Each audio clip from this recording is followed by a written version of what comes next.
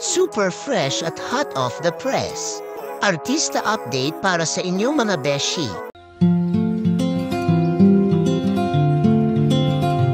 Bawat umaga, sinisimula ni Kim Chiu ang kanyang araw sa pamamagitan ng masiglang stationary bike workout.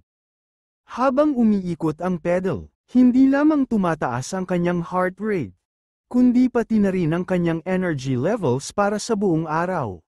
Naisipan din niyang tanungin ang kanyang mga fans para sa mga vlog suggestions. Say nga ni Kim, "It's been a while since my last vlog.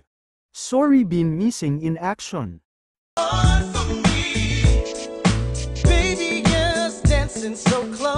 Sa kanyang Instagram post, hindi mapigilan ni Kim Chiu ang mapaluha nang ibahagi niya ang isang larawan mula sa kanyang 16-year-old self.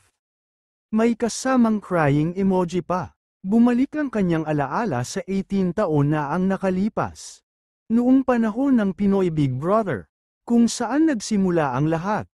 Sino ba mag-aakala na ang simpleng dalagitang ito ay magpapatuloy sa kanyang pangarap at makakarating sa kinaroroonan niya ngayon?